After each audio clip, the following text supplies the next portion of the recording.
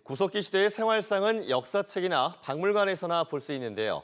구석기 유적지인 공주에서 구석기인들처럼 먹고 즐길 수 있는 축제가 올해부터 닷새 동안 열립니다. 김윤미 기자입니다. 구석기 시대 옷을 입은 아이들이 동굴 벽화를 그리듯 돌멩이에 그림을 그립니다. 금강변에 지어진 움집에서 손 안에 쏙 들어오는 크기의 주먹도끼는 물론 도라사를 나무에 끼운 돌창까지 구석기인들의 사냥 필수품도 만들어 봅니다. 수십만 년 전 구석기 시대로 돌아간 듯한 체험을 즐기는 공주 석장리 구석기 축제가 오늘 개막해 닷새 동안 펼쳐집니다. 직접 아이들이 이렇게 입어보고 직접 해볼 수 있으니까 그게 참 좋은 것 같아요. 구석기인들처럼 물고기를 잡아서 불에 직접 구워 먹거나 1박 2일 구석기 캠프 등 실감나는 체험이 최고 인기입니다. 여기에 지난 1964년 5월 국내 처음 구석기 유적이 발굴된 장소에서 당시 조사를 들여다볼 수 있는 기회도 마련됐습니다. 공주에서 구석기인들은 어떻게 생활을 하면서 이렇게 살아갔는지 이런 것을 아마 어린이들이 직접 체험을 할 수 있는 그런 계기가 될 것 같습니다. 특히 올해는 구석기의 빛, 금강을 비추다라는 주제답게 금강에 부교가 설치되고 야간 경관 조명이 곁들여지는 등 해가 진 뒤에도 관광객들을 맞이합니다.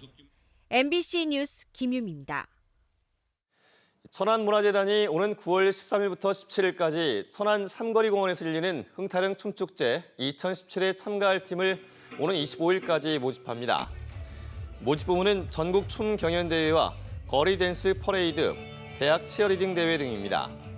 축제의 백미인 거리 댄스 퍼레이드는 40여 개 팀 2천여 명이 참가해 천안 방주간 오거리에서 천안 종합터미널 사거리까지 6km에서 펼쳐질 예정입니다. 최근 우리나라의 사드 배치와 관련해 중국의 경제 보복에 의한 수출 타격이 우려됐는데요. 충남의 수출은 중국 의존들을 낮추면서 오히려 활기를 띠고 있지만 대내외 정세가 불안정해 수출 다변화 등 산업 체제 개선이 시급한 것으로 지적되고 있습니다. 이교선 기자입니다. 충남 홍성에 있는 김수출업체는 징검다리 연휴지만 직원들이 모두 출근해 작업을 하고 있습니다. 밀려드는 수출 물량을 맞추기 위해서입니다. 중국의 사드 관련 보복을 이겨내기 위해 과자 등 다양한 제품군을 내놓고 현지 법인 설립 등 현지화에 주력해 불똥을 피했습니다. 또 수출국도 미주와 아시아, 유럽 등 50개국으로 넓혀 중국 의존도를 낮췄습니다. 초기에는 저희도 물론 역량이 많이 있었는데 그 이후로는 여러 가지 제품, 신제품에 대한 형태를 바꾸고 용도를 바꿔가지고 출시 용도에 맞게끔 현지 시장을 공략하는 방법을 선택을 하고요.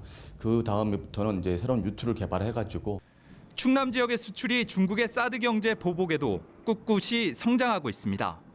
충남의 올 1사분기 수출은 181억 달러, 지난해 같은 기간보다 27.4% 증가했는데 무역수지 흑자도 석 달 연속 전국 1위에 10년 내 1분기 최고에 달합니다.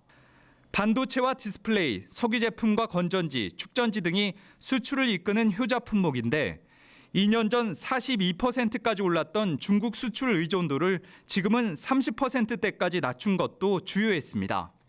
중국의 무역 형태가 중간재와 자본재를 수입 가공해서 수출하는 형태로 중국의 사드 경제 보복은 소비재에 국한되어 있어 우리 도 수출을 피해 나간 미미한 수출. 앞으로 미국 트럼프 행정부의 보호무역까지 거세질 것으로 보이는 만큼 이번을 계기로 수출선 다변화 등 충남의 산업 체질을 개선해야 한다는 지적입니다. MBC 뉴스 이교선입니다.